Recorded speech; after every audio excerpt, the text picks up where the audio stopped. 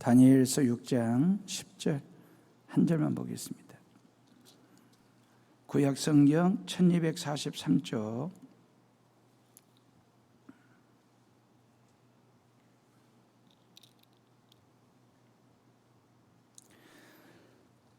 찾았으면 저랑 같이 다니엘 6장 10절 한 절 다 같이 읽습니다. 다니엘이 조서에 왕의 도장이 찍힌 것을 알고도 자기 집에 돌아가서는 윗방에 올라가 예루살렘으로 향한 창문을 열고 전에 하던 대로 하루에 3번씩 무릎을 꿇고 기도하며 그의 하나님께 감사하였더라. 아멘. 우리 앞뒤 좌우에 계신 분들과 우리 2층에도 인사들 하시고 우리 사무실에도 인사하시고요. 힘내시라고. 자, 오늘은 신앙 기초 시리즈 2번째 성전에 대해서 말씀을 드리겠습니다. 지난주는 예배에 대해서 말씀드렸죠. 예배라고 하는 것은 주일날 성전에서만 드리는 예배가 아니고 이 주일 성전에서 드리는 주일 예배를 통해서 주중의 삶도 예배자로 살자. 그래서 모든 주변 사람들과 함께 아름다운, 덕스러운, 은혜로운 그리고 복이 되는 삶을 살자. 그러면서 예배를 우리 신앙의 기초로 잘 다져야 된다. 그를 할 때에 우리의 신앙에 흔들림이 없다라고 하는 얘기를 말씀을 드렸고, 오늘은 신앙 기초 시리즈 2번째 성전에 대해서요. 성전은 하나님께서 당신의 모든 것을 담아놓은 그릇과도 같은 곳입니다. 이 안에 창조가 있고 구원이 있고 기쁨이 있고 은혜가 있고 감사가 있고 천국이 있거든요. 그러니까 하나님의 실존, 하나님의 실체, 그 하나님의 실상에 대해서 가장 우리가 근접하게 느낄 수 있는 곳이 어디냐면 성전이고 교회가 되는 것이거든요.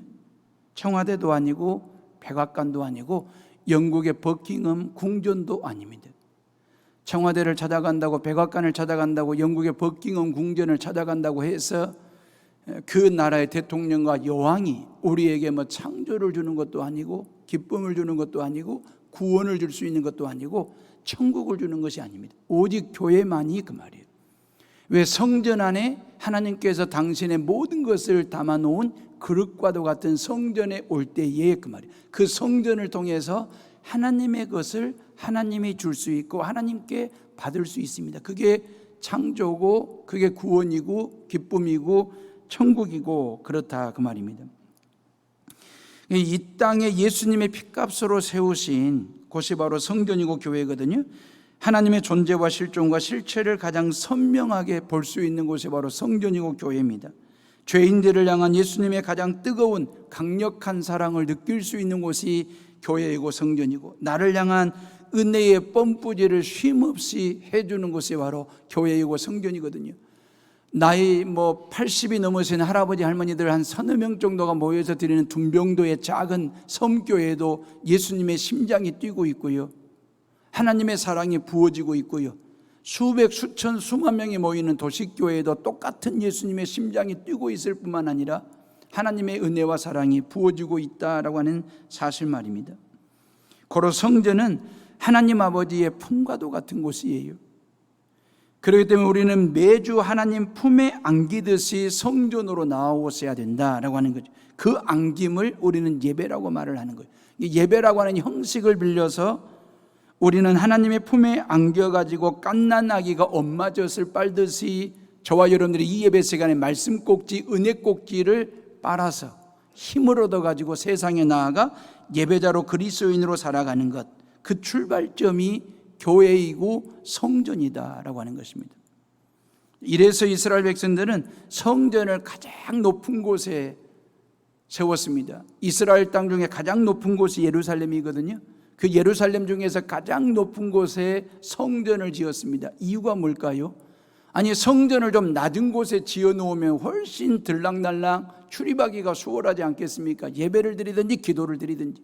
아니, 성전을 높은 곳에다가 지어 놓으면 얼마나 그 언덕배기가 오르락 내리락하기가 얼마나 불편하고 힘들고 어렵겠냐 그 말이에요. 근데 왜 이스라엘 백성들은 가장 높은 지대에 성전을 지었을까요? 그 이유가 뭘까요? 그것은 하나님을 우러러 바라보는 민족이기 때문에 그렇습니다.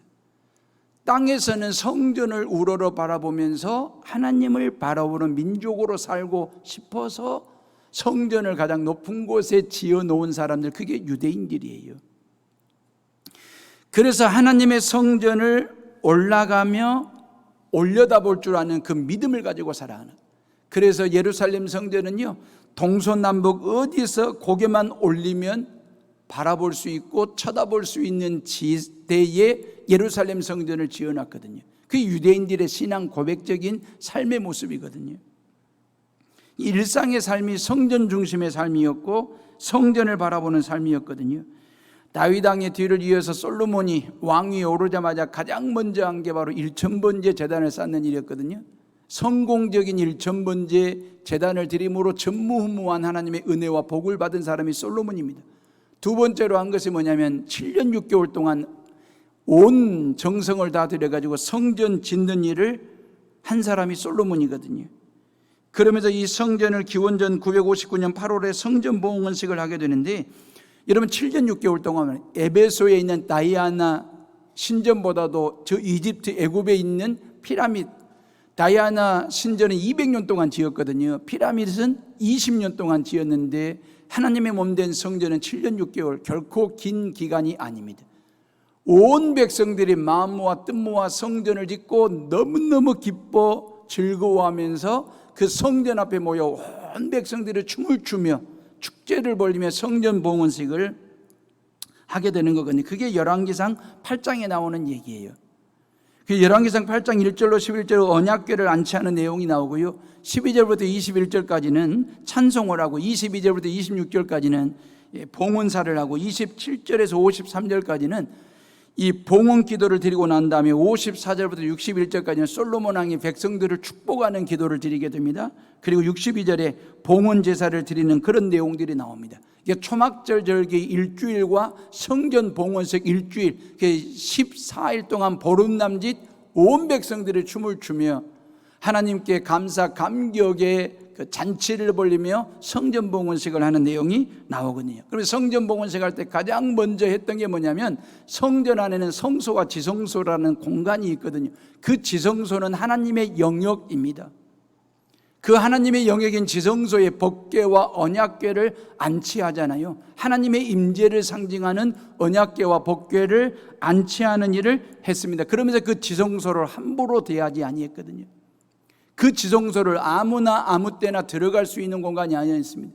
대제사장만, 그 말이에요. 1년에 딱 한 번 들어올 수 있도록 들어가도록 하나님이 허락하신 곳이 지성소예요. 하나님의 영역이고 하나님의 권위의 공간이 바로 지성소라고 하는 것입니다. 7월 10일 날 말입니다. 백성들의 모든 죄를 속죄하기 위한 속죄일로 정하고 1년 365일 중에 딱 하루만 대제사장만 들어갈 수 있는 곳, 그곳이 바로 지성소입니다. 그럼 대제사장이 빈손으로 들어가느냐? 아닙니다. 모든 백성들의 죄를 속량하기 위한 어린 양의 피를 가지고 하나님 앞에 나아가, 하나님, 이 백성들의 모든 죄를 용서해 달라고 속죄를 비는 7월 10일 지성소의 말입니다. 만약에 대제사장도 함부로 들어가거나 이 함부로 속죄 사역을 하게 되면 대제사장도 죽임을 맞이하게 됐거든요. 그럼 이 지성소는 무서운 곳이냐? 대제사장도 죽는 판의 말입니다. 무서운 곳이 아니고 거룩한 곳입니다. 영광스러운 곳이고 우리들의 죄를 사해 주시는 그 은혜가 머무는 곳이 바로 지성소였습니다. 그러면 이제 하나님의 영역 말입니다. 사랑하는 에어로의 식구들이여, 성전은 하나님의 권위의 공간입니다. 청와대는 대통령의 권위 공간이지 않습니까? 그러니까 대통령만이, 국민들이 함부로 할 수 없는 대통령의 영역이 청와대고, 영국의 버킹엄 궁전도 마찬가지죠. 엘리자베스 2세 여왕만이 권위를 누릴 수 있는 그 권위의 공간, 여왕의 영역은 누구도 함부로 할 수 없는 버킹엄 궁전이거든요. 영국은 말이에요, 역사상 시민혁명을 가장 먼저 했던 민주주의 국가거든요. 근데 참 신기하게도 지금도 군부제란 말이에요. 왕을 모시는 나라로 사는 것을 보면 영국이라는 나라는 참 신기한 나라 중에 하나입니다. 25살에 엘리자베스 2세 여왕이 왕위에 오르셨거든요. 지금 나이가 94세입니다. 이게 70년 동안 영국의 여왕으로 사시는 분이신데, 세계에서 말입니다, 운전면허증 없이도 운전이 가능한 유일한 한 사람이 있습니다. 그게 여왕이십니다.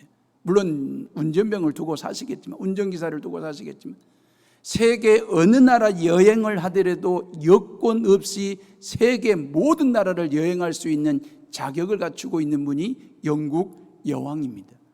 대단하신 분이죠.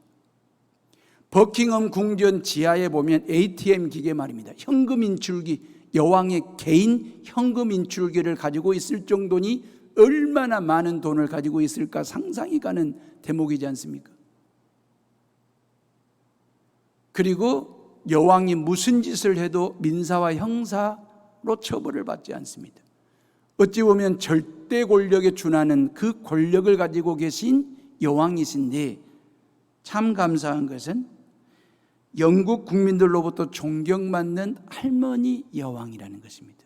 포근한, 모든 국민들을 따뜻하게 품어주는 듯한 할머니 같은 여왕으로 존경을 받고, 그 여왕의 권위를 영국 국민들이 다 인정하고 그 권위를, 그러면서 버킹엄궁을 권위의 공간으로 인정해 준다라고 하는 게 여왕의 매력이 바로 거기에 있는 것이거든요. 20-30년 전만 하더라도 사람 사는 곳에는요 반드시 위험 있으신 어른들이 계셨어요. 그리고 권위의 공간이 있었습니다. 근데 시대가 흘러가면서 이러한 권위의 공간이 점점점 사라지고 위험 있으신 어른들이 점점점 없어진다는 데 아픔이 있고 고민이 있는 거잖아요. 지금 학교에 선생님들의 권위 공간이 있을까? 학생들이 선생님의 권위를 얼마만큼 인정해 드릴까? 안타까운 얘기거든요. 그래도 옛날에 학부형들과 모든 제자들이 선생님의 그림자도 밟지 않겠다라고, 그 선생님들이 권세를 부리기를 했습니까? 권력을 휘두르기를 했습니까? 선생님들이 권위마저도 내세우지 않는, 존경받을 만한 그 선생님의 그림자마저도 밟지 않겠다라고 하는 그분들만의 어떤 권위를 인정하는 학부형이 있었고 제자들이 있었습니다. 교권이 바로 설 때 그 말이에요. 인재가 나왔거든요. 학교에서 말입니다. 가정에도 권위 공간이 있었죠. 할아버지는요, 할아버지라고 하는 이름 하나만으로도 가족을 책임져야 될 권위를 가지고 계신 위험 있으신 어른이었어요. 그래서 애들이 막 떠들고 장난을 치면 저희 어머니는 아야 애들아 조용히 해라, 할아버지 사랑채에 계신다. 그러면 모두가 다 쥐죽은 듯이 조용해졌습니다. 그리고 사랑채 안방에 계신 할아버지가 하고 헛기침이라도 한번 하는 날에는 모든 식구들이 마음가짐과 몸가짐을 다시 가다듬곤 했습니다. 왜요? 집안에 어른이 계시니까. 그 권위의 공간에 할아버지가 계신다라고 하는 것을 인정하기 때문에, 만약에 말이에요, 할아버지들이, 아버지들이 권세를 부리는, 권력을 휘두르듯이, 아니면 사랑채와 안방이 어떤 권력의 공간으로 사용했다고 한다면 우리 가족 공동체는 진즉 해체되고 말았을 것입니다. 그런데 한때는 그랬단 말이에요. 위험이 있으신 어른이 늘 집안에 계셨습니다. 그분들만의 권위, 공간, 사랑채와 안방이 있었습니다. 그럴 때에 가족 간에 끈끈한 가족애로 행복한 가정을 만들어간 지난날의 시절이 있었거든요. 근데 지금은 주택계량이 이루어졌고 아파트에서 보편화된 생활을 하다 보니까 모두가 다 응접실에 다 모입니다. 할아버지도 할머니도 엄마 아빠도 며느리도 딸도 사위도 모든 손주들까지 다 모여서 밥 먹고 텔레비전을 보고 하다 보니까 어느 때인가 모르게 부모와 자녀, 어른과 아이들 간의 권위라고 하는 아름다운 선이 지워지기 시작한 거예요.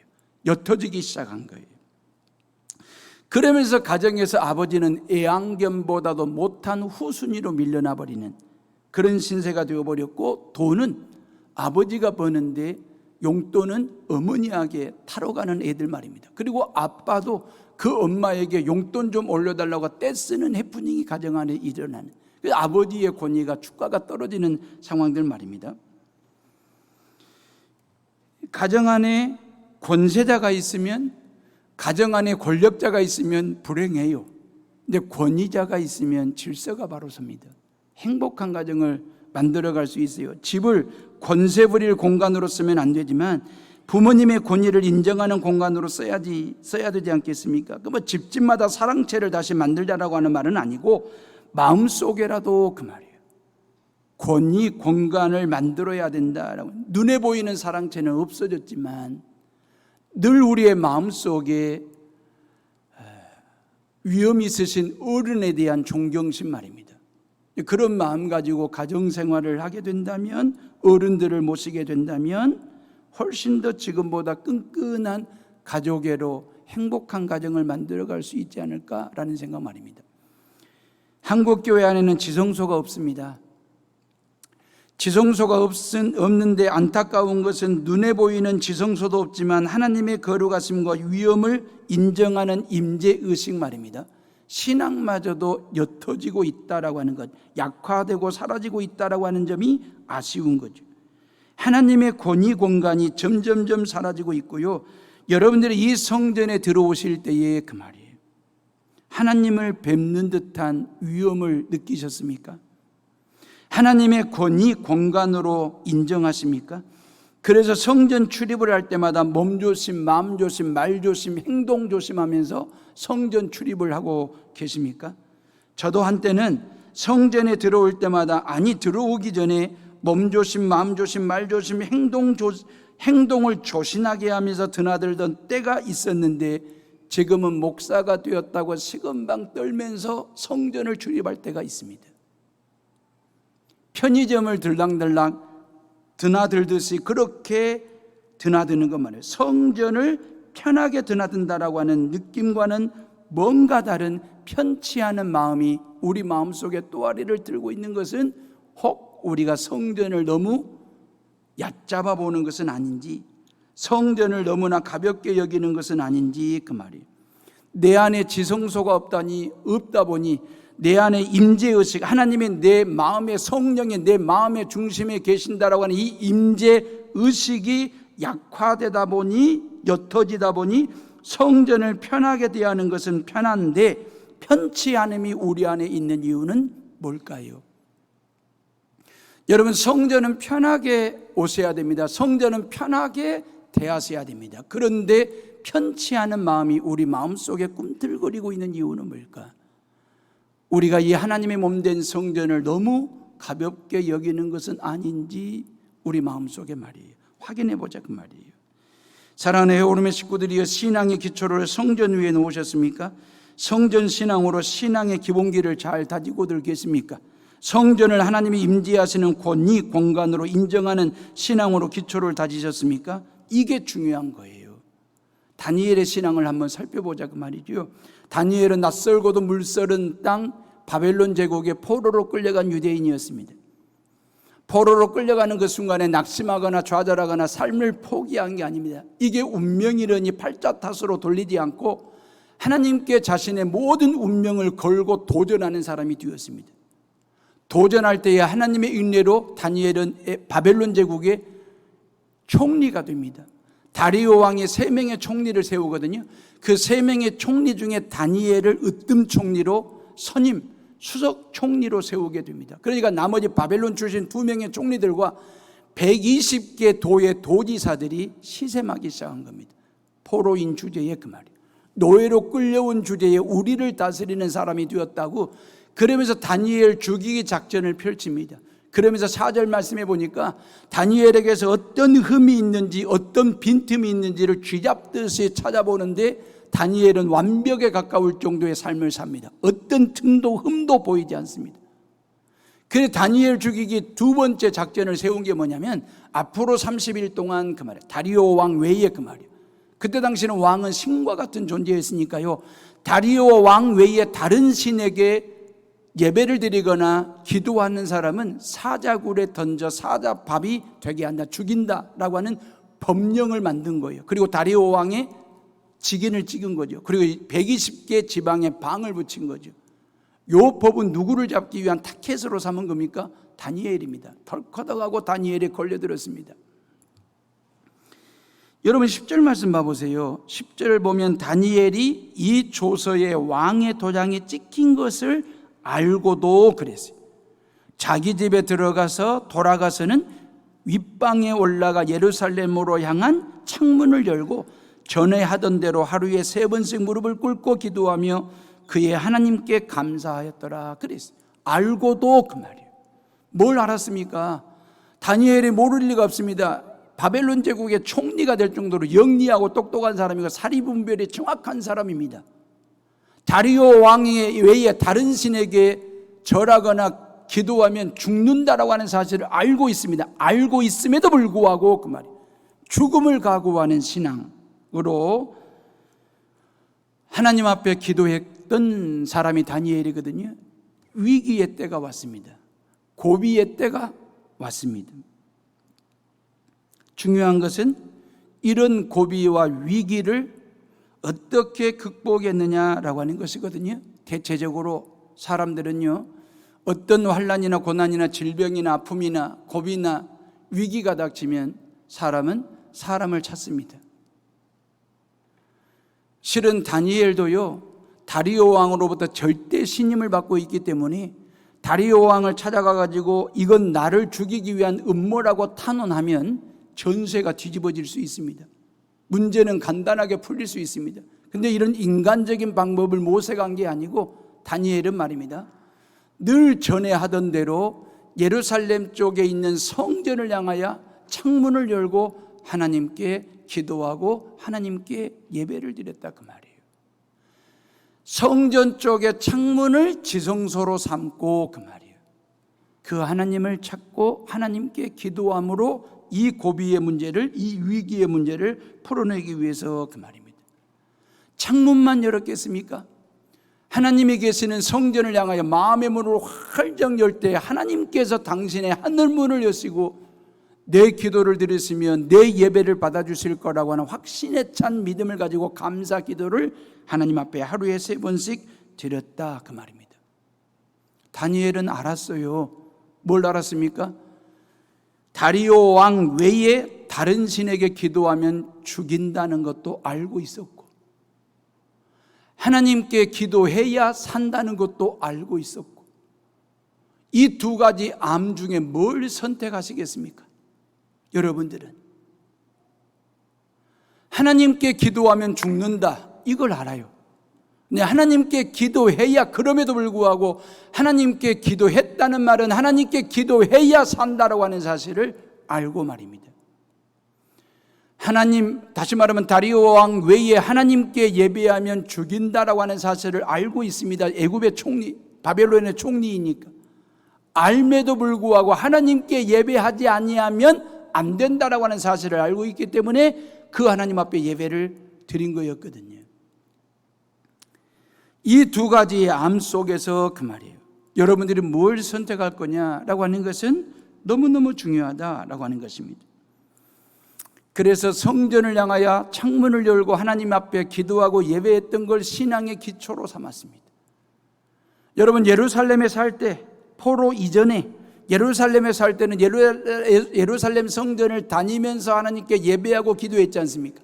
지금 포로로 끌려온 상황에서는 예루살렘 성전을 향하여 그 말이에요.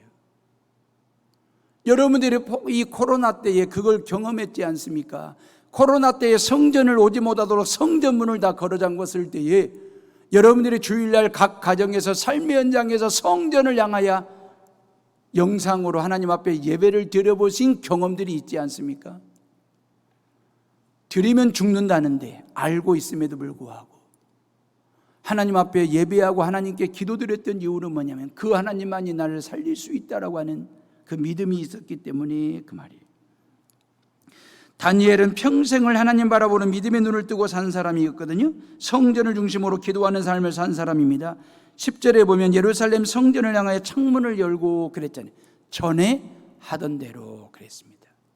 중요한 말입니다. 전에 하던 대로. 그러니까 죽인다고 하기 전에도 했던 기도예요.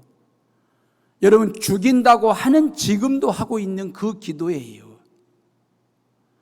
포로로 끌려오기 전에도 했던 기도예요.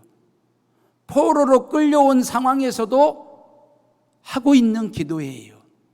노예 생활 중에도 했던 기도예요. 바벨론의 총리가 되고 있는 지금 상황에도 하고 있는 기도예요.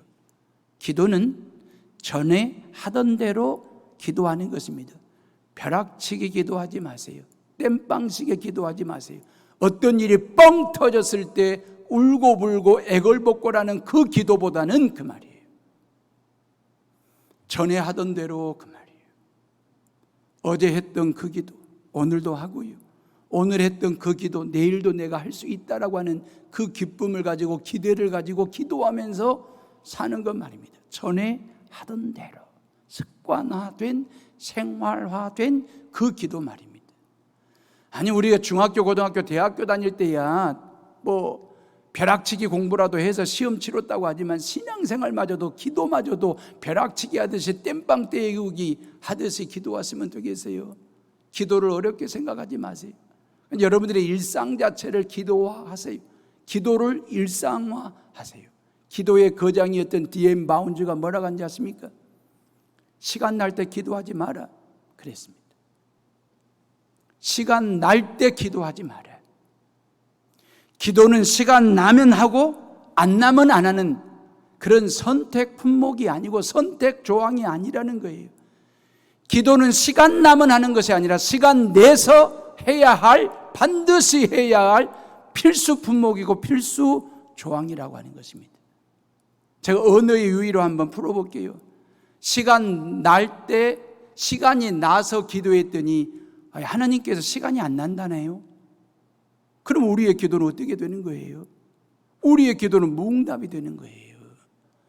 얼마나 안타까운 얘기입니까? 하나님이야 시간 내고 안 내고 그러시는 분 아니죠. 우리가 어떤 기도를 드리든 시간 내서 드리든 시간 날 때 기도를 드리든 우리의 기도를 하나님은 다 들으시겠지만은 정말 중요한 것은 그 말이에요.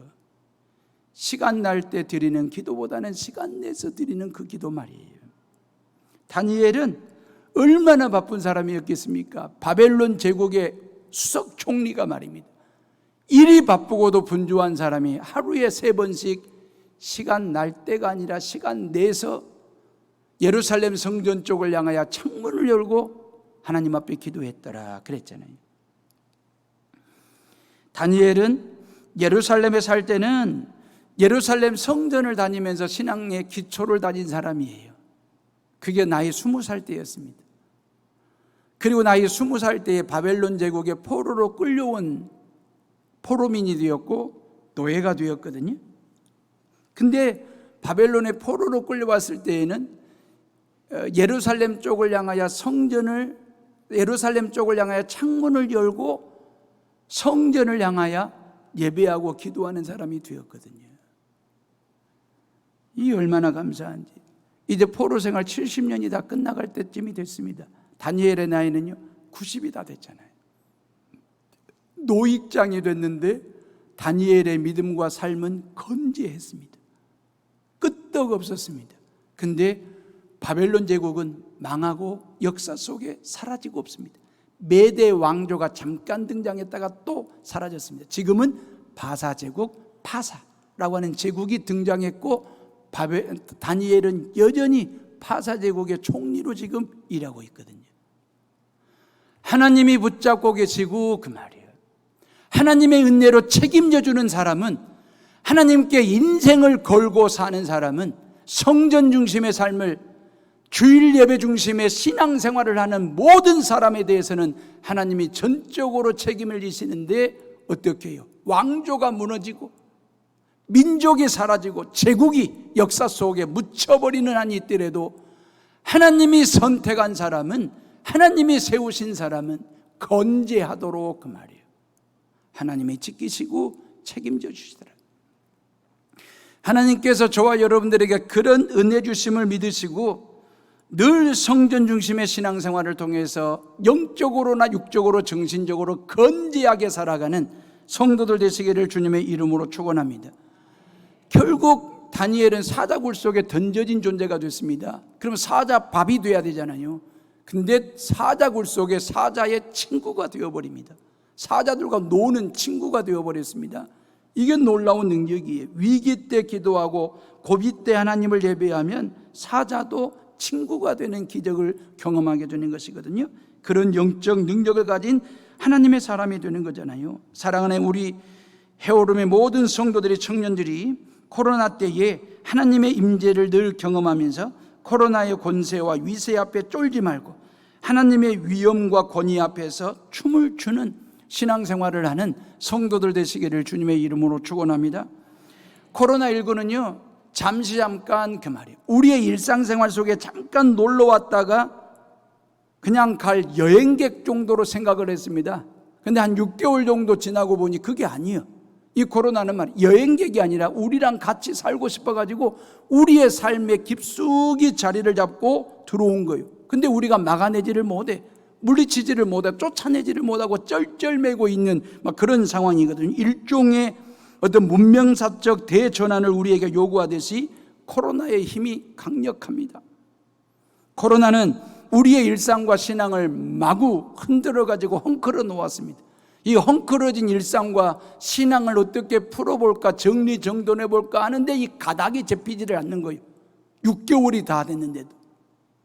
이 헝클어진 일상과 신앙을 어떻게 풀어볼까, 정리정돈을 해보려고 가닥을 잡아보려고 하는데 가닥이 잡히지 않는 그런 상황 속에서 우리가 헷갈리는 삶을 지금도 살고 있잖아요.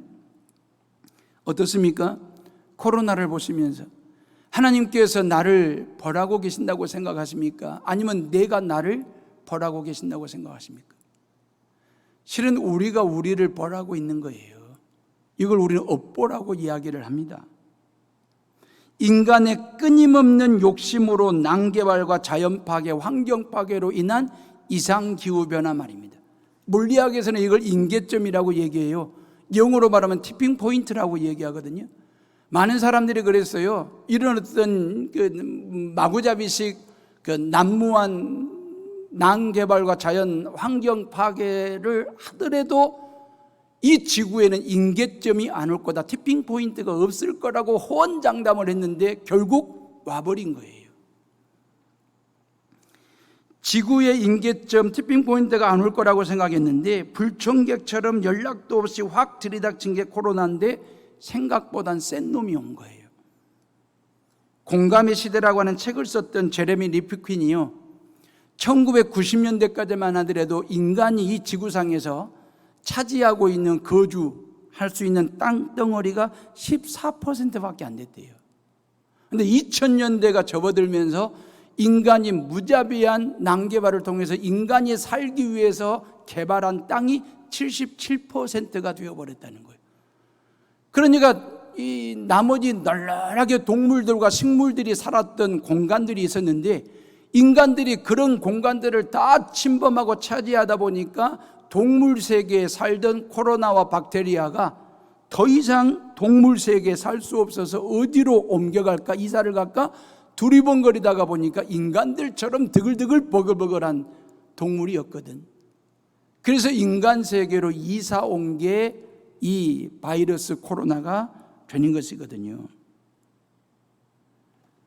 어떤 의미에서 볼 때 제가 역설이지만 이렇게 말씀드릴게요. 코로나19는요 지구가 지구를 지키기 위한 백신으로 만든 거예요. 지구가 만든 백신이에요. 지구가 지구를 지키고 싶은 거예요. 무자비하게 무참하게 개발해 나아가는 이 인간을 상대로 해서 지구가 지구를 지키고 싶은데 뭘로 지킬 거냐? 백신이 뭐냐? 바이러스라고 하는 거예요. 그 코로나 바이러스를 로부터 인간의 생명을 지키고 건강을 지키기 위해서 인간은 새로운 백신을 만들어내야 되는 그런 아이러니 말입니다. 이걸 우리는 업보라고 얘기하는 거예요. 매를 본 거죠. 뉴노멀 말입니다. 뭔 얘기냐면 간염병과 더불어 사는 삶의 방식을 개발하지 않으면 안 될 거라고 얘기를 합니다. 이제는 이런 박테리아와 바이러스와 더불어 살아가는 삶의 새로운 방식, 문명사적 어떤 대전환을 만들어내야지, 그러지 않으면 안 될 거라고 이야기하면서 굉장히 불편하고도 두려운 삶을 살아가게 될 거다. 코로나 이전으로 돌아가는 것은 불가능하다. 이게 생태학자들의 얘기고 신학자들의 이야기거든요. 인간은요 끝까지 가서야, 임계점이잖아요. 티핑 포인트. 끝까지 가서야 이게 잘못되었구나 라고 깨닫는 습성을 가지고 있어요. 그래서 우리가 너 진짜 매를 벌래? 그러면서 매질을 해요. 근데 끝까지 버텨요. 매 맞을 만큼 맞아놓고 그때 무릎 꿇고 막 비는 거예요. 이게 인간의 습성이에요. 환경 파괴와 기후변화로 인한 바이러스의 공격은 하나님이 벌하신 게 아니고 인간 스스로 자초한 벌이에요. 하나님의 심판이라고 함부로 말하는 것은 온당치 못합니다. 인간의 행위가 빚어낸 결과인 것만은 맞아요. 그러나 이런 행위를 하나님이 인간을 치시는 벌로 해석하시면 안 되는 거고, 물론 인간의 죄성을 설명하는 데는 하나님의 심판이라고 말할 수 있겠지만 이런 현실을 해결하는 데는 아무런 도움이 안 돼요. 코로나를 그렇게 해석하시면. 하나님의 피조세계 말입니다. 지구를 이 지경으로 만든 데에는 모든 사람의 책임이 있어요. 열애 없습니다. 여왕도 교황도 책임이 있어요. 다만 디테일하게 들여다보면 지구를 망가뜨린 데에는 마구잡이식으로 생태계를 파괴한 사람들이고 과도한 편리함을 추구한 사람들의 책임이 더 커요. 정말로 경계선상에서 먹을 게 없어가지고 허기진 배를 움켜쥐고 허덕이며 산 사람들에게까지 동일한 책임을 묻는 것은 온당치 못하다고 저는 생각합니다.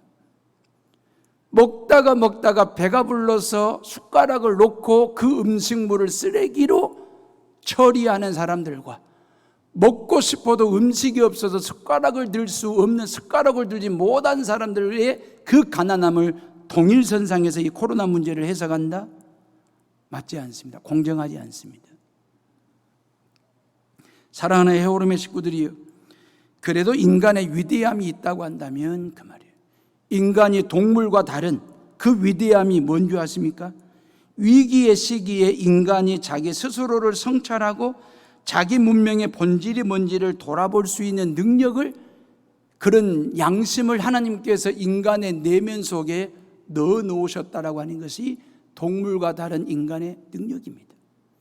어떤 위기가 닥치거나 어떤 어려움이 닥쳤을 때, 고비가 왔을 때 자기 자신을 한번 뒤돌아볼 줄 아는 성찰의 기회로 삼는 거예요. 그러면서 내 삶에 어디가 문제가 있었지라고 뒤돌아볼 줄 아는 그 능력이 인간 안에 있다라고 하는 거예요. 그게 동물과 다른 인간의 위대함이 거기에 있거든요. 자, 이스라엘 역사에 가장 힘들고 어려운 때가 언제였는지 아십니까? 이스라엘 민족의 역사 속에 요 바벨론 70년 포로기 때였습니다. 이때 다니엘이 바벨론의 총리가 되기도 했고요. 그런데 이 솔로몬이 7년 6개월 동안 공들여 가지고 지어놓은 그 성전이, 지성소가 말입니다, 바벨론 군대에 의해서 무참하게 짓밟혔거든요. 초토화가 되어버렸거든요. 무너져 버렸거든요. 예루살렘 성전이 사라져 버렸거든요. 근데 지상에 존재하는 눈에 보이는 성전은 사라졌는데 그 하나님의 백성들의 마음속에 있는 성전까지는 사라지지 않았거든요. 지상에 존재하는 성전은 무너졌는데 하나님의 백성들의 마음속에 세워진 그 성전까지는 무너지지 않았거든요. 왜 하나님께서 바벨론을 들어 벌로 매로 쳤느냐? 그것은 하나님의 백성들이 성전을 통해서 하나님을 예배했어야 되는데 우상 숭배를 했거든요. 하나님과 등지고 그 말이에요. 하나님을 버리고 그 말이에요. 성전은 있으나마나한 공간으로 만들어 놓고 지성소는 더럽혀 놓고 하나님 없이 우상 숭배하고 있으니까 하나님께서 눈에 보이는 성전을 허물어뜨리고 사라지게 하시고 무너지게 한 다음에 그 백성들이 꼴사납게 바벨론 땅에 포로로 끌려가게 하시고 성전 없는 바벨론 땅에서 70년 동안 영적 트레이닝을 시키시는 거예요. 그러면서 성전에 집중했던 신앙을 말씀에 집중하게 하고, 눈에 보이는 성전이 아니라 눈에 보이진 않지만 성전의 주인 대신 하나님께 집중할 수 있는 신앙으로 바벨론 포로기 70년 중에 만들어 가시는 거예요. 그러면서 그들의 신앙의 기초를 다시 다지게 하죠. 그들의 신앙의 기본기를 다시, 성전이 아니라 성전의 주인 되신 하나님을 신앙의 기본기로 기초로 삼게 하는 훈련 기간으로 삼고, 그러면서 이스라엘 백성들이 바벨론 포로 70년 중에 하나님은 성전에만 계시는 분이 아니라 모든 곳에 우리와 함께하고 계시는구나, 성전에서만 예배를 드리는 것이 아니라 내 삶의 현장에서도 얼마든지 예배를 드릴 수 있구나를 깨닫게 된 것이 포로기 70년입니다. 그러면서 성전에 집중하던 신앙이 말씀에 집중하는 신앙으로 바뀌게 된 거죠. 구약 성경을 봐보세요. 구약 성경 39권을 보면 평안하고 태평생대일 때, 평시일 때 쓰여진 성경보다도 포로기 때 쓰여진 성경이 훨씬 더 많습니다. 평시에 성경을 쓴 게 아니고 포로기 때, 고난 중에 고비 중에 있을 때에 성경을 쓰면서 자신들의 신앙을 가다듬는 것만. 포로기 때 얼마나 업신여김을 당하고 무시를 당하고 괄시를 당하고 천대를 당했겠습니까? 어찌 보면 그런 희망도 없는 절망적인 상황에서 인류 역사의 가장 위대한 노래를 부르기 시작했거든요. 포로기 때 말입니다. 가장 강력하고 확실한 신앙 고백을 포로기 때 했는데, 그게 뭐냐면 그가 찔림은 우리의 허물을 때문이요, 그가 상함은 우리의 죄악 때문이라. 그가 징계를 받음으로 우리가 평화를 누리고, 그가 채찍을 맞음으로 우리가 나음을 받았도다. 이 메시아의 고난의 노래를 언제 지어서 언제 고백하게 됐냐면 평시 때가 아니고 포로기 때입니다. 그러면서 이 포로기 때의 메시아 신앙으로 똘똘 뭉치고 다져가지고 다시 예루살렘으로 돌아와가지고 수룹바벨을 중심으로 해서 제2의 성전을 예루살렘 땅에 짓게 되죠. 그리고 다음 세대들에게 그 성전을 물려주게 되는 것이거든요. 지상에 존재하는 성전은 언제든지 무너질 수도 있고 사라질 수도 있습니다. 그러니까 여러분들의 마음속에 있는 그 성전 말입니다. 내 마음속을 지성소로 삼고 하나님이 임재하시는 권위의 공간으로 인정하면서 내 안에 계신 성령 하나님과 함께 묻고 이야기하며 벗삼아 살아가는 그런 신앙생활하는 것 말입니다. 포로 전에는 예루살렘 성전을 다니면서 신앙의 기초를 다졌습니다. 포로기 때는요, 성전을 향하여 예배를 드리고 기도하면서 신앙의 기본기를 다졌고, 포로기가 끝나고 난 이후에는 다시 예루살렘 성전의 성전을 다시 재건함으로 다음 세대들의 신앙을 기초부터 잘 다져주는 일을 부모 세대들이 한 것입니다. 결론입니다. 사랑하는 헤오름의 식구들이요, 코로나 이전에 우리는 이 헤오름 성전을 열심히 다니면서 신앙의 기초를 잘 다져왔습니다. 빨리 와서 앞자리에 앉고 싶고, 주일날이면 만사를 제쳐놓고 주일 성수하며 주일 예배를 애들이랑 같이 성전에서 주일 성수하며 주일 예배를 드렸습니다. 주차할 곳이 없어가지고 3부 예배 때는 그냥 돌아가신 교인들도 꽤나 있었다고 그럽니다. 그렇게 주일날이면 어김없이 성전에 나와서 예배를 드렸습니다. 지금은 코로나 때입니다. 어떻습니까? 여러분들의 신앙은 코로나가 위기입니까? 신앙이 위기입니까? 솔직히 자문자답을 해보세요. 코로나를 위기라고 생각하십니까? 여러분들의 신앙의 위기가 왔다라고 생각하십니까? 코로나 바이러스가 고비입니까? 주일 성수하는 게 고비로 왔습니까? 코로나 바이러스가 분명히 위기인 것만은 사실이지만, 그런데 이스라엘 백성들이 포로기 때에 하나님을 향한 위대한 신앙을 고백하고 그들의 마음속에 단단하고도 견고한 성전을 지어서 다시 예루살렘에 돌아와 무너진 성전을 재건했던 것처럼, 이 코로나 포로기 때에 그 말이에요. 저와 여러분들이 우리의 신앙의 기초를 다시 한번 확인하고 신앙의 기본기를 예배를 통해서 성전을 통해서 새롭게 다져가는 것 말입니다. 코로나가 나의 포로입니까?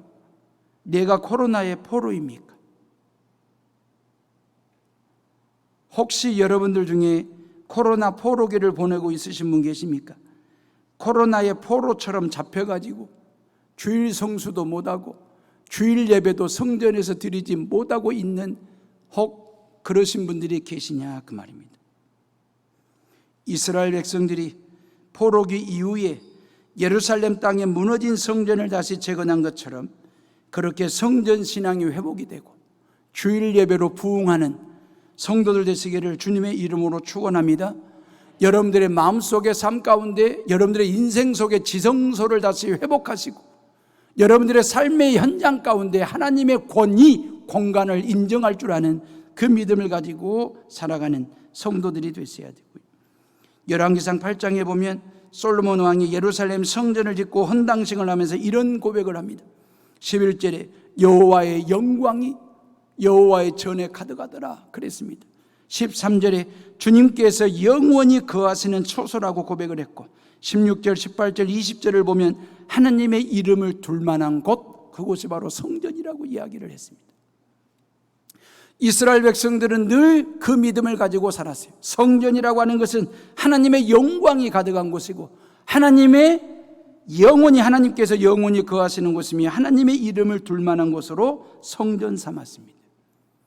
믿음의 청교도들이요, 죽음의 바다 대서양을 건너서 그들이 도착한 땅에 지금의 미국의 뉴욕 쪽의 땅이거든요. 북미 대륙 말입니다. 청교도들이 북미 대륙에 도착하자마자 가장 먼저 지은 건물이 예배당 교회였습니다. 우리를 살려주신 분이 하나님이시고 앞으로도 우리를 살리신 분은 오직 하나님 여호와이시다. 그 하나님을 우리가 예배하고 그 하나님께 기도하는 사람이 되어야 된다. 그래서 가장 먼저 예배당을 짓고 두 번째로 지은 건물이 학교였습니다. 우리 다음 세대들을 가르쳐야 된다. 그래서 인재로 키워야 된다. 그래서 학교를 두 번째로 지었고 마지막 세 번째로 자기 집들을 청교도들이 지은 것입니다. 집을 지으면서 청교도들이 조건이 있었습니다. 그게 뭐냐면 반드시 집 출입문은 대문은 성전 쪽으로 출입문을 낸다. 그리고 모든 도로는 반드시 성전을 거치도록 도로를 낸다. 이게 청교도들이 동네를 만들고 하나의 민족을 만들어내는데 기초로 삼았던 신앙이었습니다. 성전 먼저 짓고 학교를 짓고 집을 짓고 그러면서 그들의 모든 삶의 중심에 성전을 가운데 두고 성전 중심의 삶을 살았던 청교도들 말입니다. 어떠한 사람이 배를 타고 바다를 항해하다가 난파를 당했습니다. 그리고 무인도에 갇히게 됐습니다. 무인도에 갇혀가지고 10년 동안 무인도에서 살게 됐는데 그 무인도 앞을 지나가는 배에 의해서 구조를 받게 됐습니다. 그 배의 선장이 무인도에 내려가지고 무인도를 둘러보다가 신기한 걸 발견한 것입니다. 오두막 2채를 발견한 것입니다. 그래서 그 사람에게 당신 이 무인도에 당신 말고 또 다른 사람이 살고 있냐고 물었더니 아니라고, 나 혼자 산다고.